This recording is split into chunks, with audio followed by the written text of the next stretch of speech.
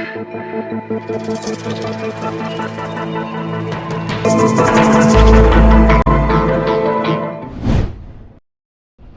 नमस्कार।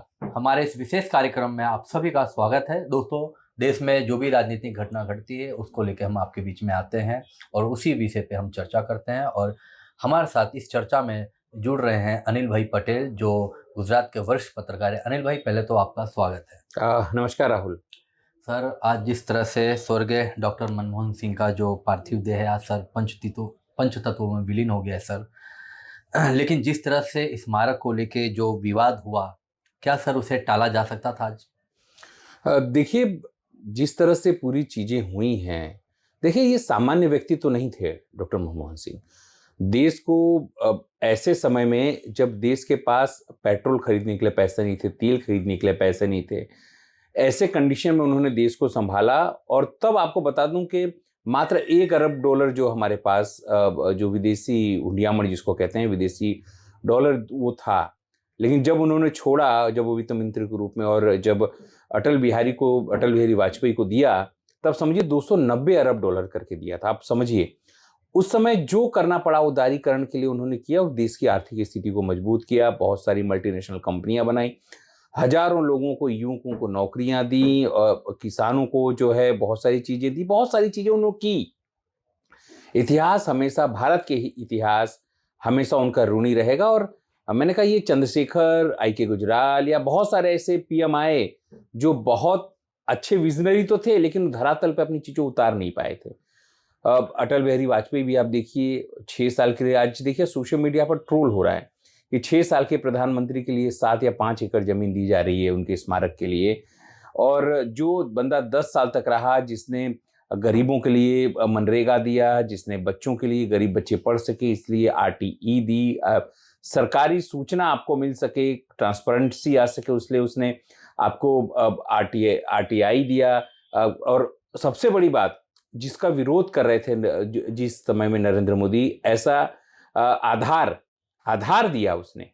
और उसी सब योजनाओं का उपयोग आज जो है वो नरेंद्र मोदी कर रहे हैं, उनकी सरकार कर रही है। लेकिन उनके स्मारक के लिए जब ये कहा जाता है कि कांग्रेस सरकार ने ही तो ये किया था उसके समय में, लेकिन जब अटल बिहारी गुजरे तब भारत सरकार ने अलग चीजें की, उनके लिए अलग स्मारक बनवाया। तो क्या दिक्कत थी कि निगम बोध घाट पर जाके, जहां जनरल कहा जाता है, सामान्य स्मशान कहा जाता है, वहां जाकर किया गया। उनके परिवार की इच्छा तो यही थी, एक छोटी सी इच्छा थी, सरकार चाहती तो इसको भी दरकिनार किया जा सकता। उनकी इच्छा थी भाई जहां उनका जो पार्थिव देह विलीन हो पंचमहाभूतों में, जहां उनका अंत्येष्टि किया जाए, वहीं पर उनका स्मारक बनाया जाए। सरकार ने कैसी चाल चली कि भाई हम जमीन खोज रहे हैं, जमीन बाद में उसका ट्रस्ट बनाया जाएगा, ये किया जाएगा, वो किया जाएगा, ये सब बातें कहकर बातों को उलझाया। देखिए, मल्लिकार्जुन खड़गे ने जिस तरह से पत्र लिखा, और लोग कहते हैं कि ये भी कहा गया कि एक ही पंजाबी प्रधानमंत्री थे, तो क्यों ना उनको किया जाए, उनका अपमान, बहुत सारी चीजें हो रही हैं राहुल। लेकिन चाहते तो भारत सरकार, अमित शाह या उनका डिपार्टमेंट, इस चीजों से बचा जा सकता था। देखिए, मैं आपको बता दूं 2007 से 2009 तक मैं खुद दिल्ली में था। मैंने देखा कैसे न्यूक्लियर डील पर उन्होंने अमेरिका का न्यूक्लियर से डील किया, और कैसे उस समय समाजवादी पार्टी जो अमर सिंह थे उसके माध्यम से मुलायम सिंह ने मदद की, और कैसे उनकी सरकार बची, और कैसे वो कहते हैं कि आधुनिक भारत के जनक के रूप में उभरे, और भारत को रिसेशन से, भारत को सबसे बचाया जी। ये सब चीजें की उन्होंने। और उनके लिए अगर आप ये कहें कि उनके लिए जमीन नहीं मिल रही है, तो ये बात हम कैसे मान लें? इसका मतलब कि आपके मन में वो खुन्नस है, अपने विरोधियों को कैसे नीचे दिखाया जाए, आपके मन में वो बातें हैं कि हम कांग्रेस को कोई भी नहीं देंगे। देखो उस समय मुझे पता है, उस समय एक से बढ़कर एक घोटाला आता था रोज, लेकिन कभी मनमोहन सिंह पर आरोप लगा नहीं। उस समय देखिए, कल मैंने बहुत सारे पत्रकारों से, उस समय के दिल्ली के पत्रकारों से बात किया। बहुत सारे पत्रकार जो ऐसे थे, जो बड़े पत्रकार, जो अपने आप को बहुत बड़ा पत्रकार कहते थे, बहुत पत्रकार पहुंच गए, हम तो कुछ नहीं, वो पहुंच गए। कल वो लोग अफसोस व्यक्त कर रहे थे, उन्होंने देखा कि 2004 से लेकर 2014 तक किस तरह उन्होंने रिपोर्टिंग की, किस तरह पीओ से कागज निकलते थे, किस तरह उस पर रिपोर्टिंग वो करते थे, और आज कोई चू भी नहीं बोल सकता। ये स्थिति है मीडिया भी कल देखिए, आप मान सकते हैं कि दूरदर्शन कल से दिखा रहा है, जबकि कांग्रेस का एक बाइट भी दूरदर्शन नहीं दिखाता। जो आज तक का, जैसे नाम नहीं लेना चाहिए, बड़े बड़े चैनल हैं, कल से अंत्येष्टि। क्या आपको नहीं लगता कि वो जो उन्होंने गलतियां की उनके समय में, जो गलतियां हुई उनसे, उनका पश्चाताप वो लोग कर रहे हैं ये पूरा दिखा के? उस समय देखिए, विनोद राय हुआ करते थे, केक के जो ऑडिटर जनरल, उन्होंने निकाला कि 2G स्कैम हुआ है, इतना करोड़ को हुआ है। बाद में पता चला भाई हमने तो इसको ऐसे ही अपने अनुमान के हिसाब से कहा था, उसमें कुछ निकला भी नहीं। जिसको लेकर भ्रष्टाचारी बताया गया, आज तो केक की रिपोर्ट ही नहीं निकलती। इसके बाद संजय बरुआ हुआ करते थे, एक व्यक्ति जिन्होंने एक्सीडेंटल प्राइम मिनिस्टर की कहते हैं कि बुक लिख डाली, और वो उसमें भी उन्होंने किस तरह खराब उनका कैरेक्टर का चित्रण किया, और उसमें फिल्म भी बनी, वो फिल्म भी फ्लॉप हो गई। मतलब आप समझ के चलिए कि इस जो व्यक्ति बोलता नहीं था, जिसे मौन मोहन सिंह कहा गया, कि मौन रहता है, लेकिन उसकी काम आज लोगों को याद आ रहा है, उसका काम आज इंडस्ट्रियलिस्ट को याद आ रहा है, उसका काम देश के उन सब व्यापारी वर्ग को याद आ रहा है जिसको उसने राहत दी, गरीबों को राहत दी, वो सब चीज लोगों को याद आ रहा है। और ऐसे व्यक्ति को आज अगर आप सोचें कि उसको अगर स्मारक नहीं देंगे तो क्या भूल जाएंगे लोग? उसको नहीं भूलेंगे, विश्व आज उसको पूरा याद कर रहा है। बराक ओबामा एक कार्यक्रम में कहा था कि जब मनमोहन सिंह बोलते हैं तो पूरी दुनिया उनको सुनती है। क्यों कहा था? आप आज अगल बगल आपके देश चले जाइए, तो कहते हैं कि एक विदेशी थाईलैंड के हैं, वहाँ के व्यक्ति ने लिखा, उसके प्रेसिडेंट ने, कि जब मुझे जेल में डाला गया था तो मेरे बच्चों को स्कॉलरशिप देने की कहा था मनमोहन सिंह ने। मनमोहन सिंह ऐसा व्यक्तित्व जो विश्व में जाना जाता था, गरीब बच्चों को कैसे स्कॉलरशिप दिया जाए, गरीब कैसे पढ़ें, उसकी उन्होंने ख्याल रखा था। लेकिन आज उसको सम्मान देने में नरेंद्र मोदी जो हैं या उनकी सरकार जो है कहीं कहीं चूक गई है। हालांकि अभी भी देर नहीं हुई है। वो चाहते तो एक ट्रस्ट बना सकते थे, तुरंत ही एक जमीन का टुकड़ा देख सकते थे उसके लिए, और तुरंत ही सब कुछ किया जा सकता था अरेंजमेंट। लेकिन वो अरेंजमेंट उन्होंने नहीं किया तो कोई बात नहीं किया। इसका मतलब है नहीं कि मनमोहन सिंह को लोग भूल जाएंगे, लेकिन आपको भी लोग हमेशा याद रखेंगे कि ये कंट्रोवर्सी की जरूरत नहीं थी, टाला जा सकती थी। आप उनकी बुराई कर सकते हैं, आप उनकी सब, लेकिन उनको कामों की जब कभी भी उसका मापदंडों का मूल्यांकन होगा राहुल, तब हमेशा वो अभी तक के श्रेष्ठ पीएम में से साबित होंगे। देश के जो उन्होंने काम किया, शायद नरेंद्र मोदी उनके साथ सामने बौने साबित हो सकते हैं, क्योंकि उनकी एंटायर पॉलिटिक्स की सर्टिफिकेट आज भी संदिग्ध के घेरे में। लेकिन मनमोहन सिंह ने जो किया, उसको मैंने कहा कि उसके हिसाब से जो सम्मान देना चाहिए था वो भारत सरकार नहीं दे पाई, ये वो हकीकत है। सर इसी से मेरा सर जुड़ा हुआ है सम्मान को लेके। तो सर जीते जी नरेंद्र मोदी जी ने डॉक्टर मनमोहन सिंह को सर सम्मान नहीं दिया, तो सर अब मरने के बाद भी क्या वो चूक गए सर उस सम्मान में? देखिए, नरेंद्र मोदी ने ओछापन किया है, मैं कहूँ ना आपको, क्षुद्र वृत्ति इसे कहते हैं। आपके मन में दुश्मनी की भावना इतनी कड़वाहट भरी है कि आप भाजपा के संघ के संगी बन के रह गए। आप देश के प्रधानमंत्री हैं। एक देश का प्रधानमंत्री दूसरे प्रधानमंत्री को किस तरह सम्मान उसको देना चाहिए, उसमें आप चूक गए। मैं आपको बता दूं, ये लोग तो जाते भी नहीं, लेकिन ये प्रोटोकॉल है कि जब कोई पूर्व प्रधानमंत्री गुजरता है और निधन होता है तो उसमें जाना पड़ता है। वरना न तो देखो वहां पे सब दिखे, आपको नरेंद्र मोदी दिखे, राजनाथ सिंह दिखे, आपको अमित शाह दिखे, और भी जो मंत्रीगण हैं वो दिखे, सब दिखे। लेकिन मैंने कहा ना, इनके मन में अभी भी वो संघी है, वो नफरती, बोलते हैं नफरती मन है। ये कैसे भी करके कांग्रेस को, जो विपक्ष है, उसको कैसे गिराया जाए, कैसे उसकी कैरेक्टर असैसिनेशन किया जाए, कमतर उसको बताया जाए, वो उनका बोलते हैं ना छोटापन है मन का। हर व्यक्ति जो दिल से बड़ा होता है, आप भले बोले 56 इंच का सीना और पता नहीं क्या क्या, लेकिन दिल, आपके अंदर जो करुणा और जो भावना होनी चाहिए। देखिए, हमारे देश में एक्सट्रीमिस्ट जो सबसे अतिवादी हैं, उनको बहुत ज्यादा पसंद नहीं किया जाता। हाँ, आपके कुछ लोग हैं जो आपके लिए आपकी बात जो आपकी बात जो उनके लिए पत्थर की लकीर है, या यूं कहें कि भगवान या खुदा का जो बात है वो है।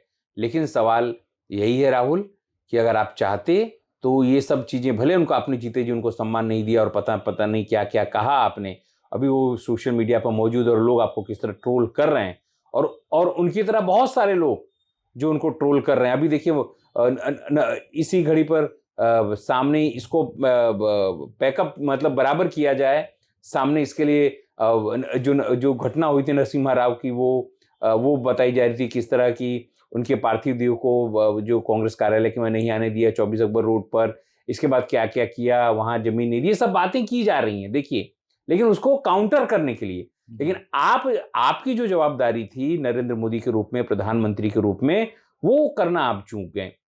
आपने क्या क्या नहीं कहा। आपने कहा कि 2014 से पहले हमको शर्म आती थी, हम इस देश में ये हैं, लेकिन आपके समय में करोड़पति कितने सारे भाग गए, जो बच्चे कितने सारे हायर एजुकेशन के लिए विदेश में भाग जा रहे हैं।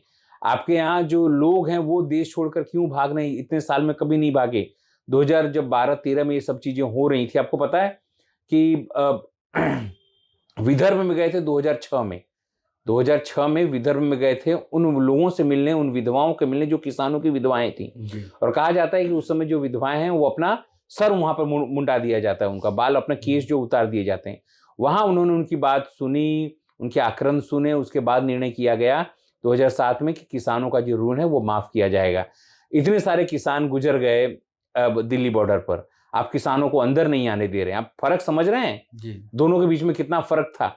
एक आदमी जो जाता है संवाद करता है, बात करता है, एक आदमी जो उसको कुछ फर्क नहीं पड़ता देश का किसान के साथ क्या हो रहा है, देश में बच्चियों के साथ क्या हो रहा है, युवा क्या कर रहे हैं, कमतर जो सब कुछ है, जो चीजें देश में, निराशा का माहौल है, देश में उत्पादन नहीं हो रहा है, देश में जो उद्योग धंधे बढ़ने चाहिए वो नहीं हो रहे हैं। आप 5 किलो अनाज पर देश की अर्थतंत्र को दौड़ाए जा रहे हैं और कुछ पूंजीपतियों के भरोसे इस देश की जीडीपी को बता रहे हैं। उसके सामने एक आदमी था जो सर्वसम्मति से सब कुछ कंसेंसस करता था। उसके सामने जो आदमी था जो चाइना पहली बार जाता था, वो बात करता था आजू बाजू। आपको पता हो कि नाथुला दर्रा जिसको बोलते हैं, नॉर्थ ईस्ट के लिए जो खोला गया 2006 में, वो किसने खुलवाया था? वो खुलवाया था डॉक्टर मनमोहन सिंह ने। उसके कारण क्या हुआ था कि जो कीमतें होती हैं, फ्राइट को बोलते हैं, कहीं कि पहले माल क्या होता था, उस तरफ से आता था कलकत्ता, कलकत्ता से फिर जाता था बाय रोड। अब वो सीधा जब नाथुला दर्रे पर खुलने लगा और रास्ता खुलवाया तो वहां से उनका सीधा 60% जो खर्चा था वो कम हो गया। मतलब ये सब चीजें कौन जान सकता है? ये सब चीजें वही जान सकते हैं जो इकोनॉमिक में माहिर हो, जो एक एक चीज वो अच्छी तरह समझता हो। लेकिन नरेंद्र मोदी नहीं कर पाए।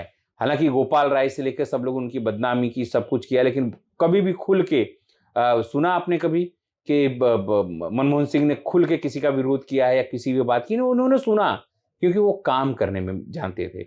और यही बात मैं बता रहा हूं कि अगर आज चाहते नरेंद्र मोदी तो अपने दिल को बड़ा कर सकते थे।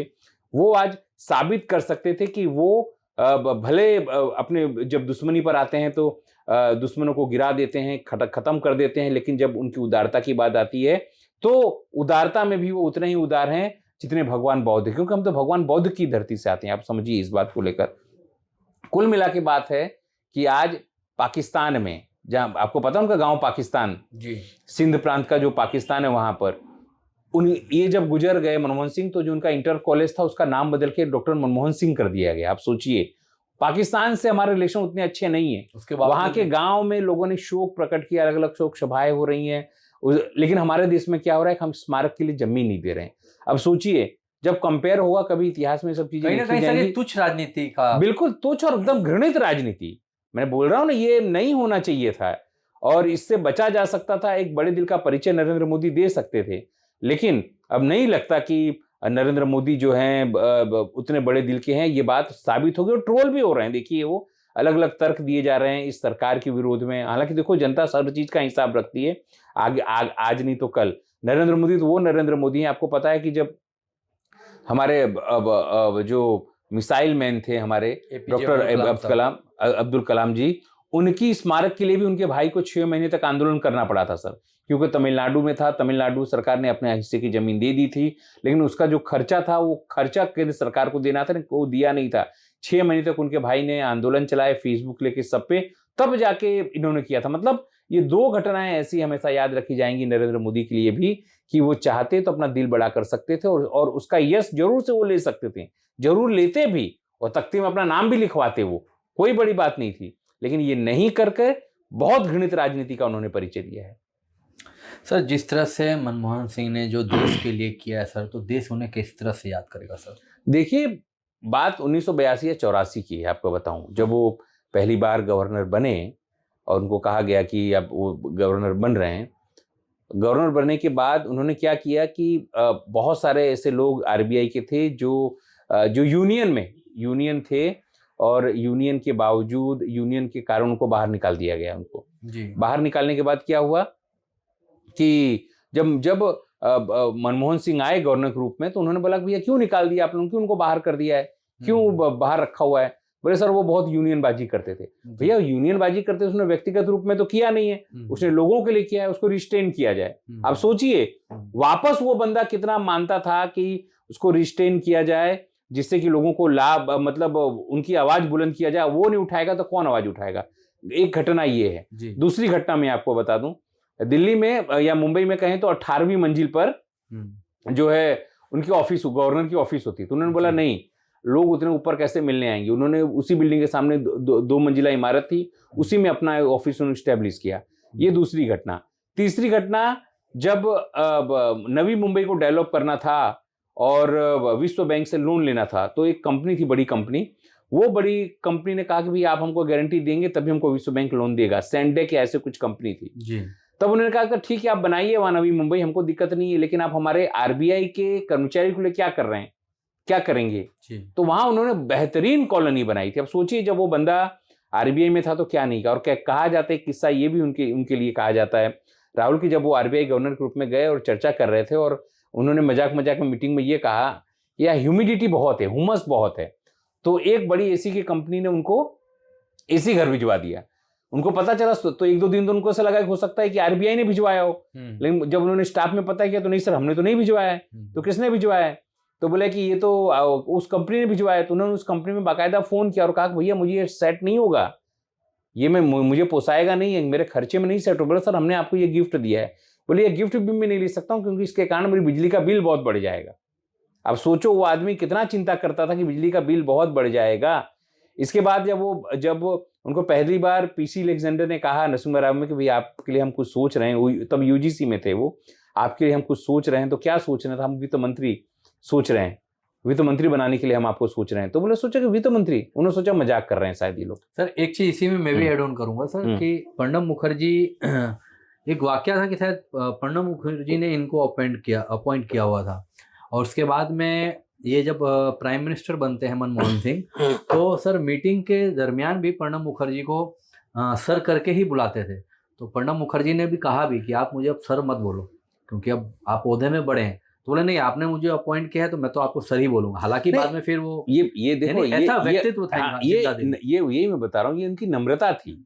सोचिए ये इनकी नम्रता थी। और कहा जाता है कि जब वो पीएम बने, पीएम जब वो बन गए, तब उनके पास एक मारुति 800 सीसी थी कार, उसी में ले आए। और जब उनके लिए नई कार खरीदी गई, नई कारों की, तो उन्होंने कहा अपने स्टाफ से कि ये नई कार की जरूरत नहीं है, मुझे तो एम्बेसडर ही चलेगा। बोला नहीं सर, वो नई कार आपके लिए, उसके लिए नहीं है, ये इसमें सुरक्षा फीचर्स अच्छा है, ये सब कुछ अच्छा है, सुरक्षा की जवान, ये सब चीजों के लिए अच्छा है सर, इसलिए ये नई कार का खेप जो है नहीं खरीदी गई है। तो बताओ। और कहते हैं कि जब भी वो गाड़ी में बैठने जाते थे अपने, तो पहले अपनी कार देखते थे। 800 का ज्यादा लगा। हाँ, बोले कि वो पूछते थे भाई चलती तो है, ठीक तो रख रखाव कर रहे हो ना। मतलब आप सोचिए आदमी कितना लेमैन था। और जिस तरह उसने दुनिया को, या यूं कहे कि देश को, या यूं कहे कि बहुत सारी ऐसे लोगों को सम्मान दिया, जैसे मालदीव की बात करो, आप बगल में बांग्लादेश की आप बात करो, या आप चीन से बात करो, आप नेपाल की बात करो, आप जो भूटान से बात करो, आसपास जितने, यहाँ तक कि उन्होंने ये भी प्रयास किया कि जो पाकिस्तान से भी संबंध सुधरें। सोचिए क्योंकि खुद वो पाकिस्तान से आए थे, तो जब वो सुधरे, वो जानते थे कि ये सब सम्मान होगा, मतलब ये सब चीजें होंगी, तो ये सुधार कैसे हो, आप समझिए उस समय, और कैसे सब कुछ किया जा सके, कैसे मित्रता से आगे बढ़ा जा, इसका प्रयत्न। आज देखिए इसके सामने हर देश आपका दुश्मन बना हुआ है। मालदीव दुश्मन बना हुआ है, श्रीलंका आपका दुश्मन बना हुआ है, बांग्लादेश आपका दुश्मन बना हुआ है, नेपाल आपका दुश्मन बना हुआ है, भूटान जो आपसे नाराज चल रहा है, पाकिस्तान और चीन तो है ही। और इसके अलावा आपका रसिया पर क्या पॉलिसी है वो पता नहीं, फिलिस्तीन और इजराइल पर क्या पॉलिसी आपकी पता नहीं, गल्फ कंट्री को लेकर क्या पॉलिसी है आपकी पता नहीं, अमेरिका के साथ रहोगे कि आप रसिया के साथ रहोगे कि फ्रांस के साथ रहोगे, क्या रहोगे आप नहीं पता है। लेकिन उस समय मनमोहन सिंह को लोग जानते थे क्योंकि बेस्ट इकोनॉमिक्स थे, वो बैठे बैठे बता देते थे कि आपकी इकोनॉमी में क्या गलती है और कैसे सुधार किया जाए। यही सर वो पीएम था जिसमें 10% 11% के आसपास जीडीपी इस बंदे ने रखी। सोचिए 10 साल तक 7% नीचे हो नहीं पाया। बराक ओबामा भी इनको शायद गुरुजी बोलते थे। और मैंने तो सर ये भी देखा कि बताया जा रहा था कि जब G20 का समिट हुआ था तो उसमें तमाम जितने भी जो देश के जो प्रतिनिधित्व करते थे सबने मिलकर कहा, और खास करके बराक ओबामा ने कहा कि सर आप हमें प्रतिनिधित्व करेंगे, आप बताएं आपका जो आपका मार्गदर्शन हुआ। तो सर यानी इस तरफ का उनका व्यक्तित्व था सर, उनका ज्ञान का जो भंडार, जो सौम्य दिल थे। यही बात थी ना। देखो बड़ा आदमी वो नहीं होता, बड़ा आदमी वो नहीं होता कि वो जाए और सब पे छा जाए जी। बड़ा आदमी वो होता है कि उसके पास छोटा आदमी भी आए ना तो अपने आप को छोटा ना समझे। और जो पत्रकार जो है, हालांकि मुझे एक ही बार मिलने का मौका मिले था और उनकी प्रेस कॉन्फ्रेंस में, लेकिन मैं सवाल भी नहीं पूछ पाया था क्योंकि मेरा नंबर नहीं आया था। मुझसे बड़े बड़े 100 से 150 पत्रकार वहां थे, लेकिन उनकी प्रेस वार्ता मैंने अटेंड की है। जब वो कांग्रेस कार्यालय एक आध बार आते थे तब भी मैं उनसे मिला हूं, लेकिन इस तरह से नहीं मिला हूं घुल मिल। लेकिन उनका व्यक्तित्व, उनका ये सब चीजें देख के आपको लगता है कि नहीं वाकई यार ये लेजेंडरी मैन था सर। लेकिन मौका सर हमको भी मिला था। हम तो अभी नई जनरेशन के पत्रकार हैं, तो यहाँ पे जब कांग्रेस भवन में गुजरात में जब आए थे तब हालांकि वो बीमार तो पहले भी थे, लेकिन उनका कहीं ना कहीं व्यक्तित्व सर दिख ही जाता है सर। हम लोग को भी सर वहाँ से मौका मिला, लेकिन जो उनका व्यक्तित्व था सर देख के ही सर मालूम चल रहा था कि वो क्या चीज़ मतलब थी। देखिए ऐसा भी नहीं है कि उन्होंने जो किया वो अच्छा बहुत था। हालांकि जो आज मार्केट के सुपुर्द हमने देश को कर दिया वो उन्हीं की देन थी कि जो आवारा पूंजी, मतलब जो कहते हैं कि मार्केट को सुपुर्द करना, और उसी का जो फलितार्थ है जो। लेकिन अगर मनमोहन सिंह होते, अगर कोई दूसरा होता तो इसमें सुधार किया जा सकता था। नरेंद्र मोदी में वो कुव्वत नहीं है। अब समझो नरेंद्र मोदी में विजन नहीं है आर्थिक के लिए। हाँ वो हिंदू मुस्लिम जरूर से कर सकते हैं, भेदभाव कर सकते हैं, छाती पीट पीट के बात कर सकते हैं, अपने विरोधियों को धराशाही कर सकते हैं, लेकिन आप ये मान के चलिए आर्थिक तौर पर वो जीरो हैं। और आज मैं कह रहा हूं ना कि इसीलिए मैं बोल रहा हूं कि नरेंद्र मोदी हो या पूरी भाजपा हो या केंद्र सरकार हो, उनको सम्मान देने में, डॉक्टर साहब को उनको सही ढंग से उनको यादों को याद रखा जाए या उन्होंने क्या किया था उस चीज को करने में वो कहीं ना कहीं निष्फल हो गए हैं। सर मेरा लास्ट सवाल है, क्या नरेंद्र मोदी को किस तरह से लोग उनका इतिहास को याद करेंगे सर? देखिए नरेंद्र मोदी ने क्या किया, देखिए जब आपको कंपैरिजन करना पड़ेगा नरेंद्र मोदी को लेकर कि नरेंद्र मोदी ने क्या क्या किया इस 10 सालों में, और इसी 10 साल में जो है मनमोहन सिंह ने क्या किया। मनमोहन सिंह ने आपको क्या दिया, गरीबों के लिए उसने जो है मनरेगा दिया। कम से कम 200 दिन 250 दिन लोग मनरेगा में करते, क्यों? गांव न टूटे इसलिए, गांव न टूटे इसके लिए आपने क्या किया, आके उसके दिन घटा दिए। आपने मनरेगा चालू रखा लेकिन दिन आपने घटा दिया, और मनरेगा को सबसे ज्यादा गाली देते थे आप, लेकिन आज वही मनरेगा ने गांव को बचा के रखा है, कम कर दिया भले आपने ट्रांसपेरेंसी के लिए क्या दिया था, आरटीआई दी थी, राइट टू इन्फॉर्मेशन, लोगों को पता चले। लेकिन नहीं, भारत सरकार क्या कर रही है, इलेक्शन कमीशन हाल ही में एक नया परिपत्र किया कि हम जवाब नहीं देंगे, आपको बताएंगे नहीं, इलेक्ट्रॉनिक्स आप देख नहीं सकते हो। मतलब ये लोगों को कम जानकारी देना, छिपाना, न बताना, मैनिपुलेट करना, ये सब चीजें जो हैं ये नरेंद्र मोदी ने दिया है। मतलब मैं आपको जो कंपैरिजन कर रहा हूं, इन्होंने दिया कि आरटीई, गरीब के बच्चे पढ़ें, गरीब के बच्चे पढ़ें। ये क्या कर रहे हैं, सरकारी स्कूल बंद कर रहे हैं और जो स्टाफ नहीं भरे प्राइवेटाइजेशन कर रहे हैं। ये देखिए। तीसरी चीज, 5 किलो अनाज पर आपको खुश करने का प्रयत्न उस पर निर्भर कर दिया सर। और सबसे बड़ी बात ये योजना भी जो था, एनएफएस जो योजना है, वो भी भारत सरकार की मनमोहन सिंह ने बनाई थी, ये कि जिससे गरीबों को अनाज जो है फ्री में दिया जा सके, ऐसे लोगों को। समझो जो इसका भी विरोध किया था, इसमें स्कैम होगा और पता नहीं क्या क्या होगा। इसके बाद आप आधार देखिए, आधार के आधार पर सब कुछ किया जा रहा है। नरेंद्र मोदी का आधार बना हुआ, लेकिन इसका भी विरोध जो है वो नरेंद्र मोदी ने किया था। इनके पास खुद का कुछ भी नहीं है, इनका खुद का विजन कुछ नहीं है सर। आपको मतलब एक एक चीज आप कंपेयर करिए ना, विकास के विजन को लेकर आप बात करिए, G20 को लेकर आप बात करिए, विदेशी जो पॉलिसी उसको लेकर बात करिए, आर्थिक नीतियों को लेकर आप बात करिए, हर चीज में जब आप कंपैरिजन करेंगे तब मनमोहन सिंह हमेशा श्रेष्ठ दिखाई देंगे और नरेंद्र मोदी हमेशा निष्कृष्ट दिखाई देंगे। आप समझिए, दोनों में ये अंतर है। आपको हमेशा बताया जाएगा कि आप मंदिर के नीचे मस्जिद के नीचे मंदिर ढूंढिए। ये इसी नरेंद्र मोदी के तीसरे कार्यकाल या दूसरे कार्यकाल में ही ये चीज संभव है। आप जब गाएंगे रघुपति राजा और राजा राम तो आपको चुप करा दिया जाएगा, वो आप इसी में आप गाना गा सकते हैं। आप क्या खाएंगे, क्या पहनेंगे, ये इसी समय में डिसाइड होगा। इसलिए आप देखो, युवा यहाँ से भाग रहा है, यहाँ से उद्योगपति भाग रहे हैं, आर्थिक नीतियों की मोर्चे पर हम फेल हैं, हमारे पड़ोसियों के साथ गठबंधन में हम फेल हैं, हम फिलिस्तीन के साथ रहें या इजराइल के साथ रहे आप उसमें फेल हैं। आपने सबको वैक्सीन लगा दी और लोग आज मर रहे हैं हार्ट अटैक से। कंपनी ने स्वीकार कर लिया, अमेरिका या इंग्लैंड में, कि हाँ भी हमारी दवा में गड़बड़ी थी। पेगासस देखिए, पेगासस जासूसी, भारत के लोगों की जासूसी हुई, अमेरिकन कंपनी में एनएसओ ने स्वीकार कर लिया, लेकिन आप उसमें नहीं कर रहे हैं।